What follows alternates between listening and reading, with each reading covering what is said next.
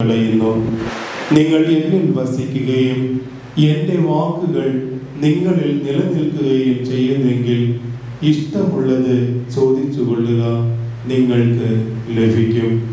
നിങ്ങൾ ധാരാളം ഫലം പുറപ്പെടുവിക്കുകയും അങ്ങനെ എൻ്റെ ശിഷ്യന്മാരായി തീരുകയും ചെയ്യുന്നത് വഴി പിതാവ് മഹത്വപ്പെടുന്നു. പിതാവ് എന്നെ സ്നേഹിച്ചതുപോലെ ഞാനും നിങ്ങളെ സ്നേഹിച്ചു. നിങ്ങൾ എൻ്റെ സ്നേഹത്തിൽ നിലനിൽക്കുവിൻ. ഞാൻ എൻ്റെ പിതാവിൻ്റെ കൽപ്പനകൾ പാലിച്ച് അവിടുത്തെ സ്നേഹത്തിൽ നിലനിൽക്കുന്നത് പോലെ നിങ്ങൾ എൻ്റെ കൽപ്പനകൾ പാലിച്ചാൽ എൻ്റെ സ്നേഹത്തിൽ നിലനിൽക്കും. ഇത് ഞാൻ നിങ്ങളോട് പറഞ്ഞത് എൻ്റെ സന്തോഷം നിങ്ങളിൽ കുടികൊള്ളാനും നിങ്ങളുടെ സന്തോഷം പൂർണ്ണമാകാനും വേണ്ടിയാണ്. കർത്താവിന്റെ സുവിശേഷം.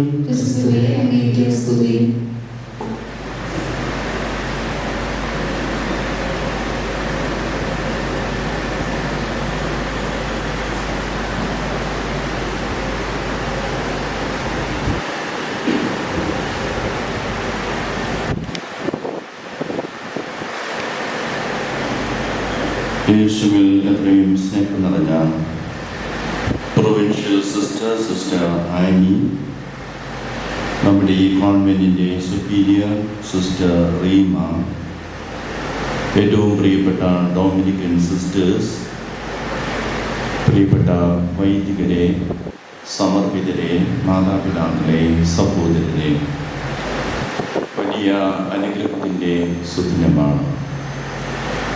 നമ്മുടെ പ്രിയപ്പെട്ട ഡൊമിനിക്കൻ സിസ്റ്റേഴ്സ് 28 വർഷം മുമ്പ് നമ്മുടെ ഈ പരിധിയൂർ ഗ്രാമത്തിൽ സുവിശേഷ ദൗത്യവുമായി വന്നു.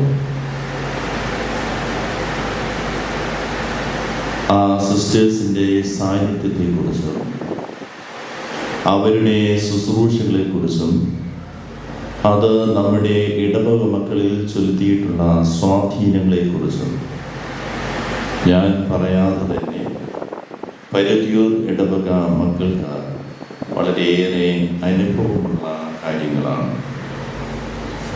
നമ്മുടെ ഈ സന്യാസിനി സമൂഹത്തിന് ദൈവം കുറേ കൂടി സൗകര്യപ്രദമായ ഒരു ഭവനം നൽകുമ്പോൾ ആ ഭവനം ദൈവത്തിനായി പ്രതിഷ്ഠിച്ചുകൊണ്ട് നമ്മൾ ഇവർക്ക് വേണ്ടി പ്രത്യേകം പ്രാർത്ഥിക്കുകയാണ്. സ്നേഹമുള്ളവരെ, നാം ശ്രവിച്ച വചനഭാഗങ്ങളിൽ ആദ്യത്തെ വായന രാജാക്കന്മാരുടെ 1-ാം പുസ്തകത്തിൽ നിന്നാണ്. ദൈവത്തിൻ്റെ പ്രത്യേക ആഗ്രഹം എന്നോണം സോളമൻ രാജാവ് ഇസ്രായേൽ ജനത്തിനു വേണ്ടി ജെറുസലേമിൽ ഒരു ദേവാലയം പണി കഴിപ്പിച്ചു. ആ ദേവാലയത്തിൻ്റെ ബലിപീഠത്തിന് അരികിൽ നിന്നുകൊണ്ട് ഇസ്രായേൽ ജനത്തിൻ്റെ സന്നിധിയിൽ നിന്നുകൊണ്ട് അദ്ദേഹം ഉന്നതങ്ങളിലേക്ക് കരങ്ങൾ ഉയർത്തി പ്രാർത്ഥിക്കുന്നതിനെ കുറിച്ചാണ് ഈ ആദ്യത്തെ വായനയിലുള്ളത്. ഈ വായനയിൽ തന്നെ സോളമൻ ദൈവത്തെ എപ്രകാരം കാണുന്നു എന്നത് അദ്ദേഹത്തിൻ്റെ വാക്കുകളിൽ വളരെ വ്യക്തമാണ്.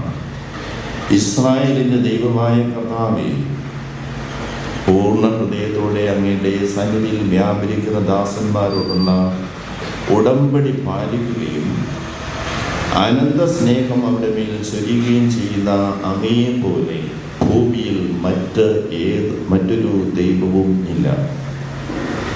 ചുരുക്കത്തിൽ ഇസ്രായേൽ ജനത്തെ പരിപാലിച്ച് കാനാൻ ദേശത്തേക്ക് നയിച്ച് അബ്രഹാമിലൂടെ വാഗ്ദാനം ചെയ്ത, പൂർവ്വപിതാക്കന്മാരുടെ വാഗ്ദാനം ചെയ്ത ദൈവത്തിൻ്റെ സ്നേഹവും പരിപാലനയും അനുഭവിച്ചവരാണ് തങ്ങൾ എന്ന് സോളമൻ ഓർമ്മിക്കുകയാണ്.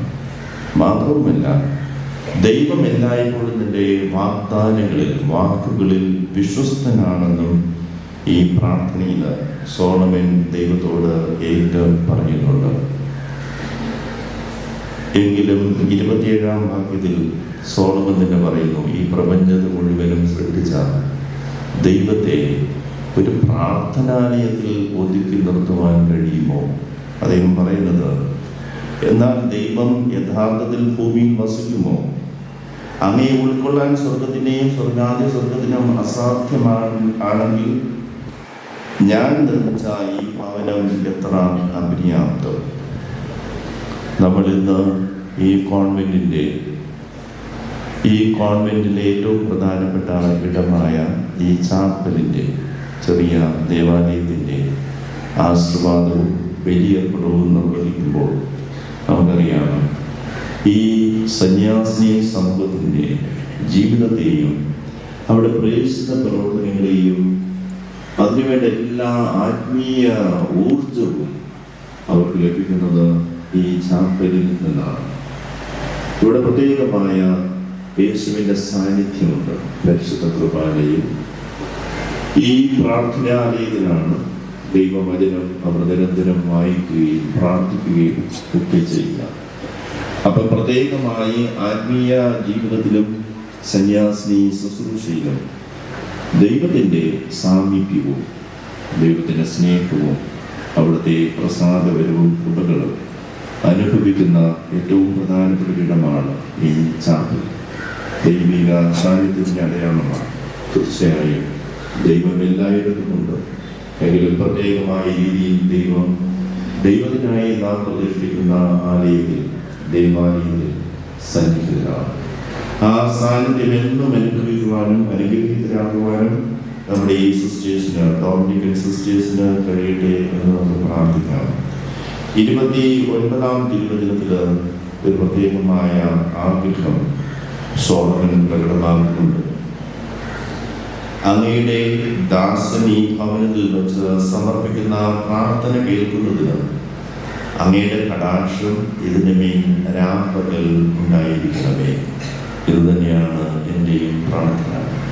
നമ്മുടെ പരിധിയൂർ ഇടവക മക്കൾക്കും നമ്മുടെ രൂപതയിലും സേവനം ചെയ്യുന്ന ശുശ്രൂഷ ചെയ്യുന്ന ഡൊമിനിക്കൻ സിസ്റ്റേഴ്സ് വസിക്കുവാനുള്ള ഈ ഭവനത്തിലും അവർ പ്രാർത്ഥിക്കുവാനും ബലിയർപ്പിക്കുവാനും ഒരുമിച്ച് കൂടുന്ന ഈ പ്രാർത്ഥനാലയത്തിൽ ഈ ചാപ്പലിലും രാവും പകലും ദൈവത്തിൻ്റെ സാന്നിധ്യം ഉണ്ടാകട്ടെ, അവർക്കത് അനുഭവപ്പെടട്ടെ എന്നാണ് നമ്മുടെ എല്ലാവരുടെയും പ്രാർത്ഥനയും ആശംസയും. സ്നേഹമുള്ളവരെ, ഞാൻ ഒരു തവണ സിസ്റ്റേഴ്സ് ഇതുവരെ താമസിച്ചിരുന്ന മഠത്തിൽ പോയിട്ടുണ്ട് എന്നാണ് എൻ്റെ ഓർമ്മ. ഒരു പ്രാവശ്യം പോയിട്ടുണ്ട്, ഒന്നിൽ കൂടുതലുണ്ടോ എന്ന് ഞാൻ ഓർമ്മയില്ല. എനിക്ക് മനസ്സിലായൊരു കാര്യം, ഡൊമിനിക്കൻ സിസ്റ്റേഴ്സ് ഒരു വലിയ ആത്മീയ പൈതൃകത്തിൻ്റെ ഭാഗമാണ്. സഭയുടെ ചരിത്രത്തിൽ സന്യാസ ജീവിതത്തിൻ്റെ മനോഹര മാതൃക നൽകി കടന്നുപോയ വിശുദ്ധ ഡൊമിനിക്കിൻ്റെ ആധ്യാത്മിക ചൈതന്യവും അദ്ദേഹത്തിൻ്റെ ആ സ്പിരിച്വാലിറ്റി, ആത്മീയതയും ഉൾക്കൊണ്ടുകൊണ്ടാണ് നമ്മുടെ ഈ സിസ്റ്റേഴ്സ് അവരുടെ സന്യാസ ജീവിതം, കമ്മ്യൂണിറ്റി ലൈഫ്, ശുശ്രൂഷകളെല്ലാം നിർവഹിക്കപ്പെടുന്നത്. തീർച്ചയായും ഇന്ത്യയിൽ തന്നെ 22 കമ്മ്യൂണിറ്റീസ് ഉണ്ട് എന്നാണ് എനിക്ക് മനസ്സിലായിട്ടുള്ളത്. അതിലൊന്നാണ് ഈ പരിധിയൂർ. ഒരുപക്ഷെ മറ്റു കമ്മ്യൂണിറ്റികളിൽ നിന്ന് വ്യത്യസ്തമാണ് തിരുവനന്തപുരം അതിരൂപതയിലെ നമ്മുടെ ഈ പരിധിയൂർ ഇടവകയിലെ ഈ കമ്മ്യൂണിറ്റി. ഇവിടെ പല സിസ്റ്റർമാരും കഴിഞ്ഞ 28 വർഷത്തിനുള്ളിൽ വന്നു പോയിട്ടുണ്ടാകും. ഇപ്പോഴത്തെ പ്രൊവിൻഷ്യൽ ഇവിടുത്തെ നേരത്തെ സുപ്പീരിയറായിരുന്നു അല്ലേ. ഞാൻ കൊണ്ടൊരു കാര്യം, നമ്മൾ ഡിസംബറിലാണ് ഈശോയുടെ തിരുപ്പിറവി ആഘോഷിക്കുന്നത്. മനുഷ്യാവതാരം, ദൈവം സ്വർഗത്തിൽ നിന്നിറങ്ങി ഭൂമിയിൽ മനുഷ്യരൊരുവനായി നമ്മിലൊരാളായി പിറന്നു. വചനം മാംസമായി നമ്മുടെ ഇടയിൽ വസിച്ചു. എനിക്ക് ഡൊമിനിക്കൻ സിസ്റ്റേഴ്സിൻ്റെ പരിധിയൂർ കമ്മ്യൂണിറ്റിയെ ഓർക്കുമ്പോൾ ഈ തിരുവചന ഭാഗം സന്ദർഭമാണ് ഓർമ്മയിൽ വരുന്നത്. നമ്മുടെ ആളുകളുടെ ഇടയിൽ അവരിൽ ഒരു കുടുംബം പോലെ അവിടെ തന്നെ ഒരു വീട്ടിൽ, അങ്ങനെയാണ് ആരംഭിക്കുന്നത്. പിന്നെ വീട് സ്വന്തമായിട്ട് വാങ്ങിയെടുത്തു അല്ലേ. അങ്ങനെ എന്താണ് അനുകൂല പ്രതികൂല അതിൻ്റെ എല്ലാ അനുകൂല പ്രതികൂല ചുറ്റുപാടുകളിലും ആ സന്യാസ ജീവിതം നയിച്ചു എന്നുള്ളതൊരു സവിശേഷതയാണ്. എനിക്ക് തോന്നുന്നു സിസ്റ്റേഴ്സിന് ചിലർക്കൊക്കെ ചില അവസരത്തിൽ ചില പ്രയാസങ്ങളുണ്ടായിരുന്നിരിക്കാം, സ്വാഭാവികമായി. പക്ഷേ വളരെ സന്തോഷപൂർവ്വം അവർ 28 വർഷം നമ്മുടെ ഇടവകയിൽ തന്നെ നമ്മളെല്ലാവരുടെയും കൂടെ നമ്മുടെ എല്ലാ ജീവിതാനുഭവങ്ങളിലും പങ്കുചേർന്നുകൊണ്ട് ആത്മീയ ജീവിതത്തിലും ഒപ്പം സാമൂഹ്യ രംഗത്തും വിദ്യാഭ്യാസ രംഗത്തും തങ്ങളുടേതായ സേവനം ഇടവക മക്കൾക്ക് അഭിമാനപൂർവ്വം നിർവഹിച്ചു എന്നത് നമുക്ക് നന്ദിയോടുകൂടി ഓർമ്മിക്കാം. പുതിയ ഭവനത്തിൽ വരുമ്പോഴും പഴയത് വിടുന്നില്ല എന്നാണ് എന്നോട് പ്രൊവിൻഷ്യൽ സിസ്റ്റർ ഏതാനും മാസങ്ങൾക്ക് മുമ്പ് കണ്ടപ്പോൾ പറഞ്ഞത്. അവിടെ മിക്കവാറും അവിടെ തന്നെയായിരിക്കും എന്നാണ് പറയുന്നത്. ഇവിടെ പ്രാർത്ഥിക്കാനും പിന്നെ വല്ലപ്പോഴും വിശ്രമിക്കാനും വരുമെന്നാണ് പറയുന്നത്. ശുശ്രൂഷകളെല്ലാം അവിടെ ചെയ്യുവാനുള്ള സാധ്യതകളെല്ലാം അവർ കാണുന്നു. നല്ലതാണ്. അപ്പോൾ തീർച്ചയായിട്ടും എന്താണ് നമ്മുടെ ജീവിതവുമായി നമ്മളുമായി കൂടുതൽ ഇഴുകിച്ചേർന്നുള്ള ഒരു സന്യാസ സമർപ്പിത ജീവിതം അവർ നയിക്കുന്നു എന്നതിൽ നമുക്ക് അഭിമാനിക്കാം. സ്നേഹമുള്ളവരെ, ഇന്നത്തെ സുവിശേഷ ഭാഗം സിസ്റ്റേഴ്സ് തിരഞ്ഞെടുത്തതാണ് ഈ വചനഭാഗങ്ങളെല്ലാം. യോഹന്നാന്റെ സുവിശേഷം 15-ാം അധ്യായത്തിൽ നിന്നാണ് സുവിശേഷം നമ്മൾ വായിച്ചു കേട്ടത്. മുന്തിരി ചെടിയുടെയും ശാഖകളുടെയും ഉപമയാണ് ഈ ഭാഗത്ത് ഉള്ളത്. അതിൻ്റെ ചുരുക്കം പ്രധാനമായും യേശുവും യേശു വിശ്വസിക്കുന്നവരുമായിട്ടുള്ള ബന്ധത്തെക്കുറിച്ചാണ് ഈ വചനഭാഗം. അപ്പോൾ സ്വാഭാവികമായി സമർപ്പിത ജീവിതം ക്രിസ്തു കേന്ദ്രീകൃതമായ ഒരു ജീവിതമാണ്. നമ്മൾ ഓരോരുത്തരും ജ്ഞാനസ്നാനത്തിലൂടെ ക്രിസ്തുവിൽ ഉള്ള ജീവിതം ആരംഭിക്കുകയാണ്. അത് കുറേ കൂടി ശ്രേഷ്ഠമായ രീതിയിൽ, കുറച്ചുകൂടി ആഴമായ രീതിയിൽ സമർപ്പിത ജീവിതാന്തസ്സുള്ളവർ ജീവിക്കുന്നു എന്ന് മാത്രം. അപ്പൊ എല്ലാവരെയും ദൈവം വിളിക്കുന്നത് തൻ്റെ ശിഷ്യത്വത്തിലേക്കാണ്. ഒരു ശിഷ്യൻ ഗുരുവിനോടുള്ള ബന്ധം എന്താണെന്നതിനെ കുറിച്ചുള്ള അവതരണമാണ് ഈ മുന്തിരിച്ചെടിയുടെയും ശാഖകളുടെയും ഉപമയിലുള്ളത്. ആരെങ്കിലും നിങ്ങൾ എന്നിൽ വസിക്കുവിൻ, ഞാൻ നിങ്ങളിൽ വസിക്കും. അതിനെ പല രൂപത്തിൽ ഈ സുവിശേഷ ഭാഗത്ത് ഈശോ ആവർത്തിക്കുന്നുണ്ട്. നിങ്ങൾ എൻ്റെ സ്നേഹത്തിൽ നിലനിൽക്കുവിൻ. അതെങ്ങനെയാണെന്ന് ഈശോ 10-ാമത്തെ തിരുവചനത്തിൽ പറയും, നിങ്ങൾ എൻ്റെ കൽപ്പനകൾ പാലിച്ചാൽ നിങ്ങൾ എൻ്റെ സ്നേഹത്തിൽ നിലനിൽക്കും. ചുരുക്കത്തിൽ ഈശോയുടെ വചനം കേൾക്കുക, വചനം സ്വീകരിക്കുക, വചനം അനുസരിക്കുക, ഈ വാക്കുകളുടെ ഏറ്റവും പ്രധാനം. വചനം കേൾക്കുക എന്നുള്ളത് എല്ലാവർക്കും പറ്റുന്ന കാര്യമാണ്. വചനം കേൾക്കുക എന്നതിനേക്കാളും പ്രധാനം ആ കേട്ട വചനം ഹൃദയത്തിൽ സ്വീകരിക്കുക, അത് കഴിഞ്ഞാൽ അത് അനുസരിക്കുക, ജീവിതത്തിൽ ആ വചനം അനുസരിക്കുക. അങ്ങനെയാണ് യേശുവിൻ്റെ ശിഷ്യരായി യേശുവിൽ വസിക്കുന്നത് എന്ന് ഈ സുവിശേഷ ഭാഗവും വ്യക്തമാക്കുന്നു.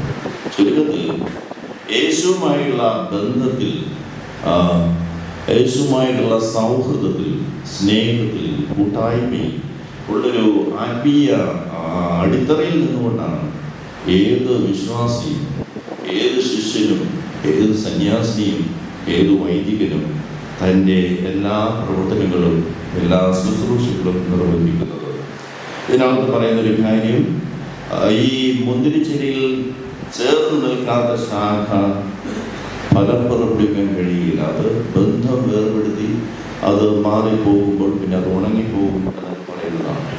അതുകൊണ്ടാണ് ഞാൻ ആദ്യമേ പറഞ്ഞത്, ഈ ചാപ്പൽ ദൈവത്തിൻ്റെ ആലയമാണ്. ഒരുപക്ഷെ ദൈവവചനത്തിലൂടെ യേശുവിൻ്റെ സ്നേഹത്തിലും സൗഹൃദത്തിലേക്കും അണയുന്ന ഒരു ഇടമാണ്. എവിടെയിരുന്നും ബൈബിൾ വായിക്കാം, പ്രാർത്ഥിക്കാം, എങ്കിലും പ്രത്യേകമായ ഇടമാണ്. ദൈവത്തിൻ്റെ അനുഗ്രഹങ്ങൾക്ക് നന്ദി പറഞ്ഞുകൊണ്ട് ജീവിതത്തെ വീണ്ടും സമർപ്പിച്ചുകൊണ്ട് ബലിയർപ്പിക്കുന്ന ബലിപീഠം ഇവിടെയാണ്. അല്പം കഴിഞ്ഞാൽ അത് നമ്മൾ പ്രതിഷ്ഠിക്കും, ആസ്വദിക്കും. അപ്പോൾ തീർച്ചയായും നിങ്ങൾ എന്നിൽ വസിക്കുവിൻ എന്ന ഈശോയുടെ ആ വചനം അനുദിനം അനുഭവമാക്കി മുന്നോട്ട് പോകുന്നതാണ് ഈ സമർപ്പിത ജീവിതം. അതിനുള്ള ക്ഷണമാണ് ഈശോ നമുക്ക് നൽകുന്നത്. തീർച്ചയായും ആ ഒരു ആത്മീയ ചൈതന്യത്തിൽ വളരുമ്പോൾ ധാരാളം ഫലങ്ങൾ പുറപ്പെടുവിക്കും. ഞാൻ ആമുഖത്തിൽ പറഞ്ഞതുപോലെ ഈ ഡൊമിനിക്കൻ സിസ്റ്റേഴ്സ്, അവരുടെ സേവനം, അവരുടെ സാന്നിധ്യം, അത് ചെലുത്തുന്ന സ്വാധീനം, ആളുകളിൽ അത് ഉളവാക്കുന്ന അനുഭവം എന്താണെന്നുള്ളത് നമ്മൾ പരിശോധിക്കുമ്പോഴാണ് യേശു പറഞ്ഞ കണക്ക് നിങ്ങൾ ധാരാളം ഫലം പുറപ്പെടുവിക്കും. ഈ ഫലങ്ങൾ നമ്മുടെ സാന്നിധ്യമാണ്. നമ്മുടെ വാക്കുകളാണ്, നമ്മൾ ചെയ്യുന്ന ശുശ്രൂഷകളാണ്, സേവനങ്ങളാണ്. അത് പലതാകാം. ആ അനുഭവങ്ങൾ ലഭിച്ചിട്ടുള്ളവർ ഇവരുടെ പരിചരണവും സ്നേഹ സാന്നിധ്യവും ലഭിച്ചിട്ടുള്ളവർ, പ്രാർത്ഥന ലഭിച്ചിട്ടുള്ളവർ, ഇങ്ങനെ ഒരുപാട് കാര്യങ്ങൾ 28 വർഷം ഇടവക മക്കൾക്ക് അനുസ്മരിക്കുവാനായിട്ട് കാണും. അതിൻ്റെ തീവ്രതയിലും മനോഹാരിതയിലും വീണ്ടും തുടരുവാൻ ഈ പുതിയ ഭവനവും ഈ ചാപ്പലും എല്ലാം സിസ്റ്റേഴ്സിന് സഹായകരമാകട്ടെ എന്ന് നമുക്ക് പ്രാർത്ഥിക്കാം. ദൈവം അബ്രഹാമിനെ വിളിക്കുമ്പോൾ പറയുന്നത്, ഞാൻ നിന്നെ അനുഗ്രഹിക്കും, നിന്നിലൂടെ അനേകം ജനതകൾ അനുഗ്രഹീതമാകും. ഡൊമിനിക്കൻ സിസ്റ്റേഴ്സ് ദൈവം പ്രത്യേകം വിളിച്ച സന്യാസ ജീവിതത്തിലൂടെ ദൈവത്തിൻ്റെ പദ്ധതി അനുസരിച്ച് അവരെ നയിക്കുമ്പോൾ ദൈവമാണ് ഇവരെ അനുഗ്രഹിക്കുന്നത്. ആ അനുഗ്രഹത്തിന് വലിയ അടയാളമാണ് ഈ പുതിയ ഭവനം. അപ്പോൾ തീർച്ചയായും ആ അനുഗ്രഹം നൽകുന്ന ദൈവം അനുഗ്രഹിച്ചവരിലൂടെ മറ്റുള്ളവരെ അനുഗ്രഹിക്കുന്നവരാണ്. ആ രീതിയിൽ അനുഗ്രഹങ്ങളുടെ ഉപകരണങ്ങളായി മാറുവാൻ ബഹുമാനപ്പെട്ട സിസ്റ്റേഴ്സിന് സാധിക്കട്ടെ എന്ന് പ്രാർത്ഥിക്കാം. 15-ാം അധ്യായത്തിൽ മുന്തിരിച്ചെടിയിലെ ശാഖകളുടെയും ഉപമയെക്കുറിച്ച് പറയുമ്പോൾ അതിൻ്റെ സന്ദേശം വേറൊരു രൂപത്തിൽ എനിക്ക് ഇങ്ങനെ അനുസ്മരിക്കുവാൻ തോന്നുന്നു. ലൂക്കായുടെ സുവിശേഷത്തിൽ 10-ാം അധ്യായത്തിൽ ഇങ്ങനെ ഒരു രംഗമുണ്ട്. ഈശോ ലാസറിൻ്റെയും മാർത്തയുടെയും മറിയത്തിൻ്റെയും ഭവനത്തിൽ വരുമ്പോൾ യേശുവിൻ്റെ പാദാന്തികത്തിൽ വചനം കേട്ടിരിക്കുന്ന മറിയത്തിൻ്റെ ചിത്രം. നിങ്ങൾ എന്നിൽ വസിക്കുവിൻ എന്ന് പറയുമ്പോൾ ഈശോയുടെ ജീവനുള്ള വചനത്തിൽ വസിക്കുക, വചനം സ്വീകരിക്കുക എന്നതാണ്. അപ്പോൾ ശിഷ്യത്വത്തിൻ്റെ ഏറ്റവും നല്ലൊരു മുഖമാണ് ഈശോയുടെ പാദാന്തികത്തിൽ അവിടുത്തെ വചനം കേട്ട് ഇരിക്കുന്നത്. ആ അനുഭവം നമുക്ക് ആഴപ്പെടുത്തുവാൻ ഈ അവസരം ദൈവം നമ്മെ ഓർമ്മിപ്പിക്കുകയാണ്. അതേ സുവിശേഷത്തിൽ കാണുന്ന വേറൊരു രംഗം, ഒരു വഴിയരികിൽ ആക്രമിക്കപ്പെട്ട് അർത്ഥപ്രാണനായി കിടക്കുന്ന ഒരു മനുഷ്യനെ ഒരു സമരിയാക്കാരൻ കണ്ട് അവിടെ എത്തി മനസ്സിലില്ല അവനെ ശുശ്രൂഷിക്കുന്നതാണ്. എനിക്ക് തോന്നുന്നു ഇപ്പം അനുസ്മരിച്ച കാര്യമാണ്. 28 വർഷമായി പലതരത്തിൽ പല രൂപത്തിലും പല രീതിയിലും ബഹുമാനപ്പെട്ട സിസ്റ്റേഴ്സ് നിർവഹിച്ചു വന്നത് എന്നാണ്. അടുത്ത കാലത്ത് കരുതൽ ഇടവകയിൽ ഒരു പുതിയ പദ്ധതി ഉദ്ഘാടനം ചെയ്യപ്പെട്ടത് ഞാൻ ഓർക്കുകയാണ്. രോഗികൾക്ക് പ്രത്യേക പരിചരണം നൽകുവാനുള്ള ഒരു പദ്ധതിയായിരുന്നു. 100 വോളണ്ടിയേഴ്സിന് വേണ്ടി കണ്ടെത്തി പരിശീലനം നൽകി. അതിൻ്റെ പിന്നിൽ ബഹുമാനപ്പെട്ട ഡൊമിനിക്കൻ സിസ്റ്റേഴ്സിൽ വലിയ സാന്നിധ്യവും അവരുടെ നേതൃത്വവും ഉണ്ട് എന്നതിൽ സംശയമില്ല. അപ്പം പല രീതിയിൽ ഞാൻ ഈ സന്യാസിനി സഭയെക്കുറിച്ച് മനസ്സിലാക്കിയ കാര്യം, ഈ കോൺഗ്രിഗേഷന് തന്നെ ഒരു ലക്ഷ്യമായി കണ്ടത് അവർ ആയിരിക്കുന്ന ഇടവകയുടെ നന്മയ്ക്ക് വേണ്ടി, അഭിവൃദ്ധിക്ക് വേണ്ടി പ്രവർത്തിക്കുക. ശരിയാണോ? ഞാൻ ഒന്നതാണ്. 2, അവിടുത്തെ യുവജനങ്ങൾക്ക് ബോധനം നൽകുക, സുവിശേഷം അവരിൽ പകരുക എന്നതായിരിക്കണം. 3ാമത് ഞാൻ മനസ്സിലാക്കിയത് പാവപ്പെട്ട രോഗികൾക്ക് ശുശ്രൂഷ നൽകുക. അപ്പോൾ എനിക്ക് തോന്നുന്നു പുതിയതായിട്ട് ഉദ്ഘാടനം ചെയ്യപ്പെട്ട പദ്ധതിയും ഡൊമിനിക്കൻ കാരിസവും മിഷൻ പ്രവർത്തനങ്ങളെല്ലാം ബന്ധപ്പെട്ട് നിൽക്കുന്നു എന്നാണ്. ഇവിടെ സന്നിഹിതരായിരിക്കുന്ന എല്ലാവരുടെയും നാമത്തിൽ ഈ സന്ദർഭത്തിൽ ഡൊമിനിക്കൻ സിസ്റ്റേഴ്സ് എല്ലാവരെയും സഭയുടെ നാമത്തിൽ, അതിൻ്റെ നാമത്തിൽ ഞാൻ അഭിനന്ദിക്കുന്നു. അതിന് നന്ദിയോടുകൂടി സ്മരിക്കുന്നു. ഇടവകയിലും രൂപതയിലും ഡൊമിനിക്കൻ സിസ്റ്റേഴ്സ് ചെയ്യുന്ന സേവനങ്ങളെ നമ്മൾ ആദരിക്കുന്നു, അംഗീകരിക്കുന്നു. ദൈവം നിങ്ങൾ കൂടുതലായി അനുഗ്രഹിക്കട്ടെ എന്ന് പ്രാർത്ഥിക്കുന്നു. 116-ാം സങ്കീർത്തനത്തിൽ ചോദിക്കുന്നത്, കർത്താവേ, അങ്ങ് എൻ്റെ മേൽ ചൊരിഞ്ഞ അനുഗ്രഹങ്ങൾക്ക് ഞാൻ എന്ത് പകരം കൊടുക്കും? സങ്കീർത്തനം പറയുന്ന മറുപടി, ഞാൻ രക്ഷയുടെ പാനപാത്രം ഉയർത്തി രക്ഷകന്റെ നാമം വിളിച്ചപേക്ഷിക്കും. നമ്മളെല്ലാവരും ഈ ബലിപീഠം ആസ്വദിച്ച് പ്രതിഷ്ഠിച്ച് നമ്മുടെ ബഹുമാനപ്പെട്ട സിസ്റ്റേഴ്സിനോടൊപ്പം ഈ വലിയ അനുഗ്രഹത്തിന് കൃതജ്ഞത പ്രകാശിപ്പിക്കുകയാണ് വലിയ കുറിച്ചുകൊണ്ട് ദൈവത്തിൻ്റെ നാമം വിളിച്ച് മഹത്വപ്പെടുത്തിക്കൊണ്ട് ഒരിക്കൽ കൂടി എല്ലാ ഭാവുകളും നന്മകളും ബഹുമാനപ്പെട്ട സിസ്റ്റേഴ്സിനും നമ്മുടെ പരിധിയുടെ ഇടവകയ്ക്കും സിസ്റ്റേഴ്സിൻ്റെ സേവനം സ്വീകരിക്കുന്ന നമുക്ക് എല്ലാവർക്കും സിസ്റ്റേഴ്സിലൂടെ ലഭിക്കുന്നു. നമുക്ക് നന്ദിയുള്ളവരാണ്. ദൈവം മഹത്വപ്പെടുത്തി അവരുടെ സാന്നിധ്യവും കൃപയും ഈ ഭവനത്തിലും ഈ സാമ്പിളിൽ പ്രത്യേകിച്ച് സിസ്റ്റേഴ്സിന് എപ്പോഴും അനുഭവിക്കുവാനും അതിൻ്റെ ശൈലത്തിൽ തങ്ങളുടെ സന്യാസ ജീവിതവും ശുശ്രൂഷകളും നിർവഹിക്കുവാനും ഇടയാകട്ടെ പ്രാർത്ഥിക്കുന്നു.